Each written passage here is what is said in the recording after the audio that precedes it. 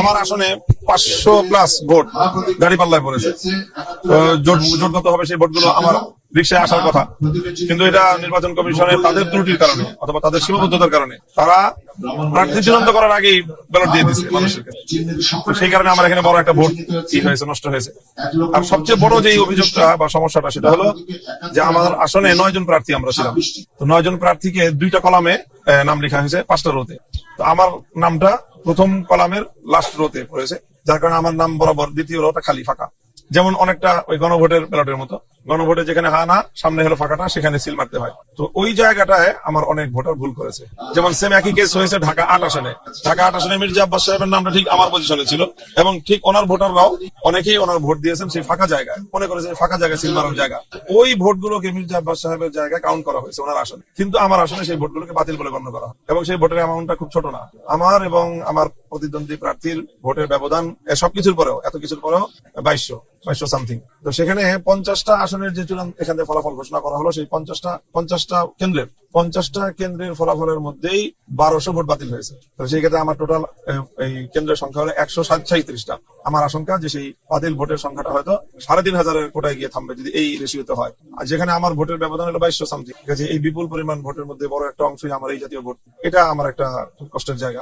হ্যাঁ, নির্বাচন কমিশনের কাছে আমি সেটা বলবো যে মির্জা আব্বাস সাহেবের জায়গায় যে ঘটনা ঘটেছে, তো আমি কেন একই দেশে একই শহরে একই নির্বাচনে ভিন্ন রকম আইনের আমি কেন শিকার হবো কেন? আমার আশঙ্কাটার জায়গা হলো যে 50টা কেন্দ্রের মধ্যেই 1200 ভোট বাতিল হয়েছে। তাহলে 135টা আসনে, 137টা আসনে কতগুলো ব্যালট বাতিল হবে? 137টা কেন্দ্রের মধ্যে স্বাভাবিক। এখন কমিশনে আমি এখনো কথা বলিনি, আমি ইসের কাছে বলছি, রিটার্নিং অফিসারের কাছে। তিনি এই বিষয়টা বলেন যে এটা তো আমার সাবজেক্ট না, এটা কমিশনের সাবজেক্ট। তো আমরা কমিশনের কাছে সেই কথাটা বলবো। আর তৃতীয় আরেকটা কারণ হলো যে ওখানে একটা একাধিক কেন্দ্রের যে হয়েছে যে ফলাফল দিতে অনেক দেরি করেছে, বিলম্ব করে আমাদের আশঙ্কা যে সেই সময়টায় তারা কোনো ইঞ্জিনিয়ারিং করার চেষ্টা করে এবং তাদেরকে প্রতিপক্ষ তারা ওখানে মানুষজন নিয়ে গিয়ে চাপ প্রয়োগ করেছে, মানে একেবারে এই ভোট কেন্দ্র ঘেরাও করেছে। তো এই সংবাদ পেয়ে আমাদের লোকজন সেখানে গেছে। এই পরিস্থিতি উত্তপ্ত হওয়ার এক পর্যায়ে সেখানে আর্মি গিয়ে সেই ব্যালট সব সহ তাদেরকে ওখান থেকে নিয়ে চলে আসছে এবং কেন্দ্রে যে একটা ফলাফল ঘোষণা করা হয় এবং কেন্দ্রে টানিয়ে দেওয়া হয়, সেটা কিছুই করা হয়নি। পরবর্তীতে আমরা সেটা পেয়েছি এবং সেখানে টেম্পারিং করা পাই।